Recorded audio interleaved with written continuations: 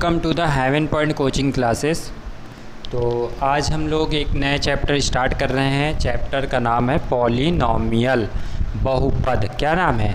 Polynomial या बहुपद। तो आज की क्लास में सिर्फ इंट्रोडक्शन क्लास रख रहा हूँ इसकी, पॉलिनॉमियल के बारे में अच्छे से समझो। फिर नेक्स्ट क्लास से इसकी एक्सरसाइज स्टार्ट करेंगे और फिर मज़े ही मज़े हैं। अगर किसी के बारे में समझ गए तो फिर क्या है, उसके बारे में तो सब कुछ आएगा ही ना, फिर कुछ भी पूछो। मतलब पहले चैप्टर थोड़ा सा पढ़ते हैं ना, जैसे नंबर सिस्टम में पहली क्लास नंबर्स पढ़ाई थी ना मैंने, तो वैसे ही पॉलिनॉमियल के बारे में पहले समझो। दोनों में एक्सप्लेन कर रहा हूँ, हिंदी इंग्लिश दोनों में, जिसमें समझना हो समझ लेना, ठीक है। तो सबसे पहले हमारा जो इंग्लिश में एक्सप्लेन करके बता रहा हूँ वो समझो। पॉलिनॉमियल क्या लिखा हुआ है? पॉलिनॉमियल।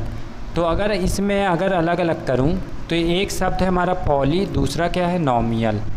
क्या ये बात समझ में आ रही? तो पॉली का मतलब सबको पता है क्या होता है? मेनी। पॉली मतलब मेनी होता है, मेनी मतलब बहुत सारे। और नॉमियल का मतलब क्या होता है? टर्म्स। क्या होते हैं? टर्म्स। टर्म्स मतलब पद, टर्म्स मतलब पद। और इसका मेनी का मतलब कई सारे, कई सारे, ठीक है। कई सारे मतलब एक से अधिक, वो हिंदी वाले समझ रहे हैं, इंग्लिश वाले इंग्लिश पे ध्यान दें। पॉलिनॉमियल हमने बताया। अब जो पद जो होते हैं या जो टर्म्स होते हैं, इसमें कई सारी चीज़ें होती। पहला अगर हम बात करें तो क्या होते हैं? वेरिएबल्स होते हैं। क्या होते हैं? वेरिएबल्स, ठीक है। वेरिएबल्स होंगे, वेरिएबल्स मतलब चर। क्या होंगे? चर। सेकेंड अगर बात करें तो कोफिशिएंट होंगे। क्या होंगे? कोफिशिएंट। कोफिशिएंट का मतलब गुणांक। क्या होंगे? गुणांक। और थर्ड की बात करें अगर तो यहाँ पे कांस्टेंट वैल्यू आएगी, कांस्टेंट, ठीक है। कांस्टेंट का मतलब अचर।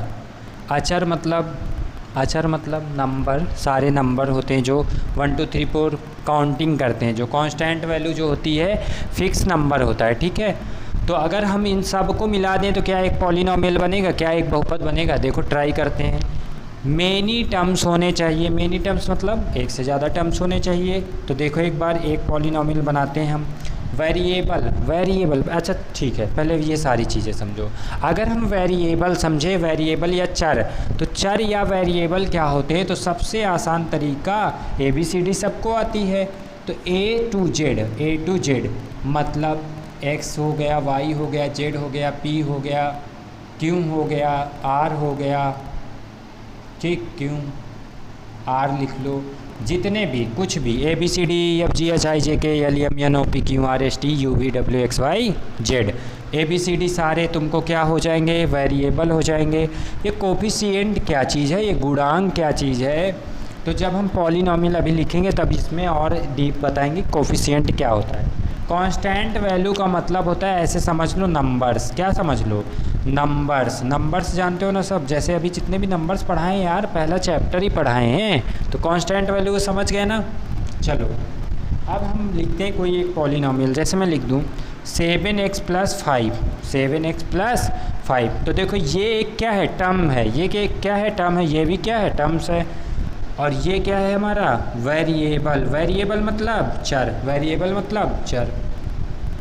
ये वेरिएबल है या चर है। और ये क्या है? ये कांस्टेंट वैल्यू है। कांस्टेंट मतलब अचर वैल्यू, ठीक है।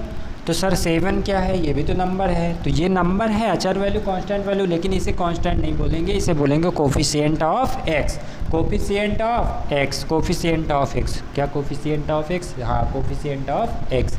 x का गुणांक क्या होगा? 7 होगा। और ये क्या है? ये जो 7 है ये कोफिशिएंट है। किसका कोफिशिएंट है? x का।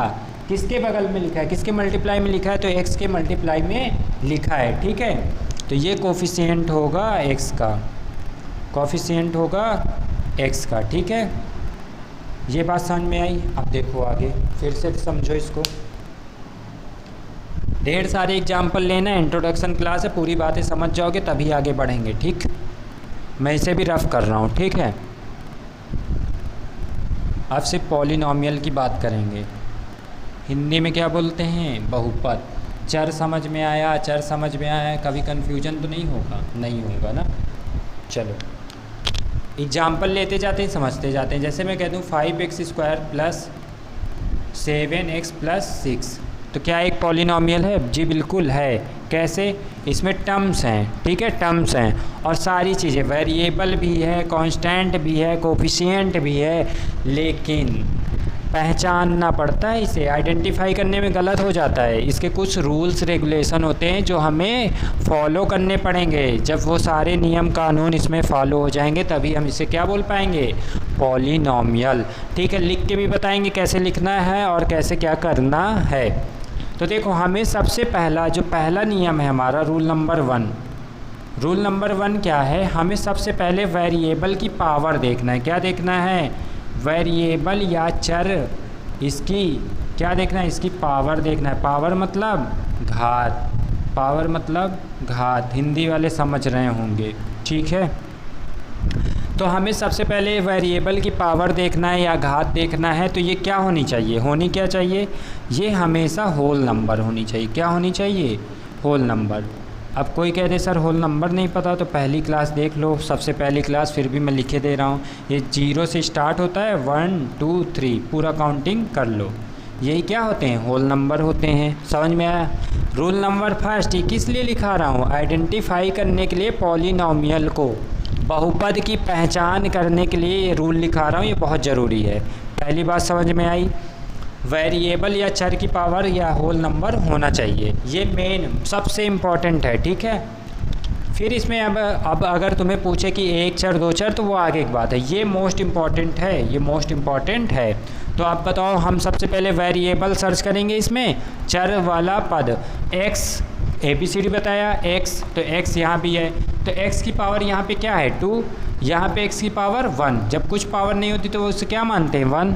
तो क्या ये एक पॉलिनॉमियल है? बिल्कुल है। तो इसका क्वेश्चन का आंसर अगर तुमसे पूछे आइडेंटिफाई करिए कि ये पॉलिनॉमियल है या नहीं, तो बोलेंगे यस, बोलेंगे yes, this is a polynomial, this is a polynomial, polynomial, polynomial because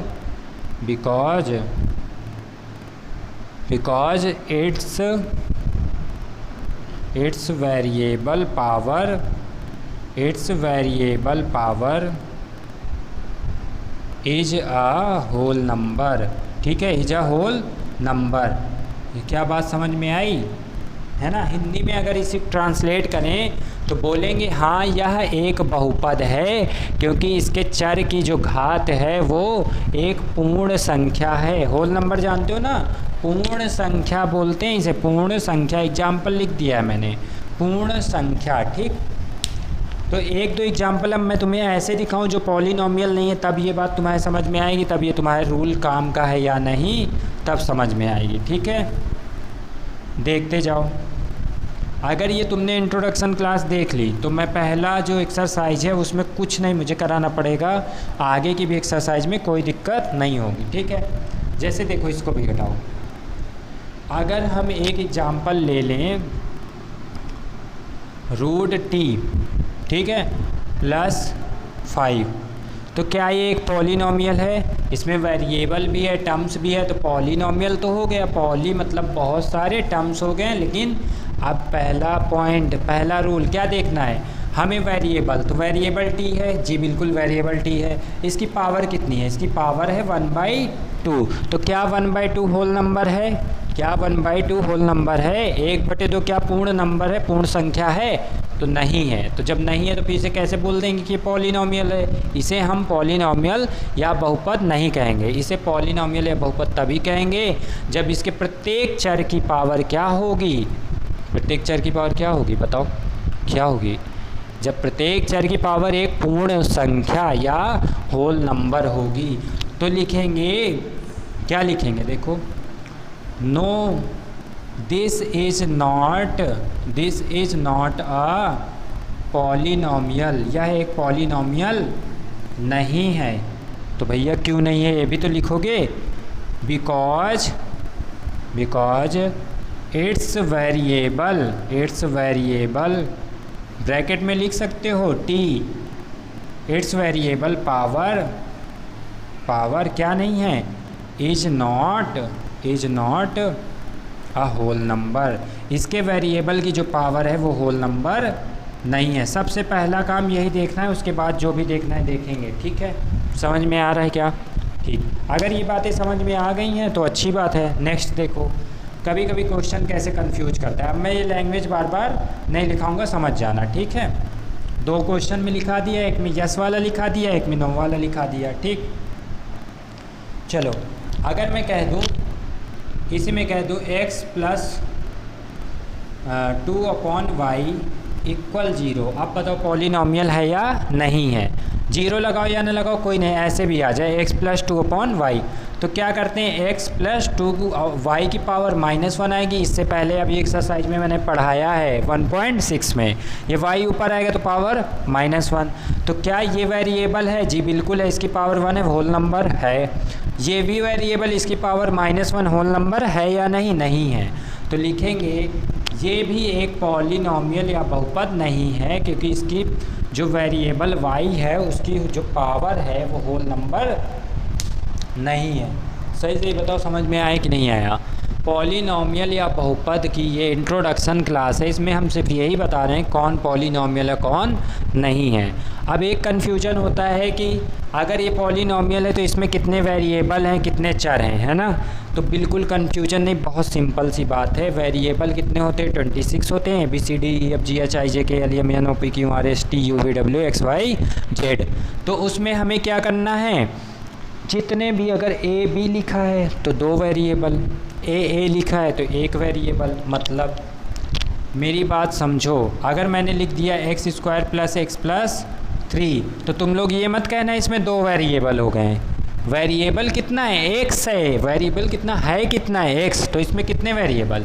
इसमें वेरिएबल नंबर ऑफ, अगर वेरिएबल कोई पूछे तो नंबर ऑफ वेरिएबल कितने हैं? 1। कितने हैं? 1। अच्छे से लिख लो, नंबर ऑफ वेरिएबल 1। तो सर 2 वेरिएबल का मतलब 2 वेरिएबल, तो 2 वेरिएबल का मतलब होगा x + y + 3। ऐसे कर दो। तो देखो इसमें a b c d अगर काउंट करोगे तो 2 नंबर हो गए ना, x अलग है y अलग है। तो 2 वेरिएबल मतलब 2 बहुपद के 2 चर हो गए, 2 बहुपद के 2 चर। तो इसमें अगर नंबर ऑफ वेरिएबल्स पूछेगा तो क्या कहोगे? Number of variables 2। कौन कौन से? x, y। वो 2 नंबर कौन से हैं? x और y। तो सर इधर बताइए आप, t³ + y की पावर 5 + z की पावर 26 कितने वेरिएबल? एक कह रहा है सर 3 + 5 + 26 मतलब 5 3 8 8 6 14 34 वेरिएबल्स। 34 वेरिएबल्स मैंने बताए, मैंने तो अल्फ़ाबेट बताया था ABCD, उसमें तो 26 ही होते हैं। अब चलो उसने क्या किया, पावर को ऐड कर दिया। तो पावर ऐड तो करना मैंने बताया ही नहीं, हमें सिर्फ देखना है ABCDEFGH, पूरा तीसरी बार बोल रहा हूँ। ठीक, तो ये हमारा एक वेरिएबल, ये दूसरा वेरिएबल और ये तीसरा वेरिएबल। तो इसमें नंबर ऑफ़ वेरिएबल कितने हो गए? नंबर ऑफ़ वेरिएबल कितने हो गए? तो नंबर ऑफ़ वेरिएबल 3। समझ में आया क्या? तो अगर तुमसे कोई पूछे कि 1 वेरिएबल वाला बहुपद छांटिए तो छांट लोगे, 2 वेरिएबल वाला, 3 वेरिएबल वाला, मतलब 1 चर वाला बहुपद, 2 चर वाला बहुपद, 3 चर वाला बहुपद, ऐसे करना होगा तो कर लोगे, बिल्कुल कर लोगे। इतना अच्छा समझा रहा हूँ, समझ में तो आ ही रहा होगा। चलो ठीक है, अब करके आना, रिवीजन कर लेना। बिना रिवीजन के अगर एक्सरसाइज में आओगे तो बिल्कुल भी समझ में नहीं आएगा, तो रिवीजन कर लेना। ठीक है, मिलेंगे नेक्स्ट क्लास में। Thank you so much. चलो बाय बाय।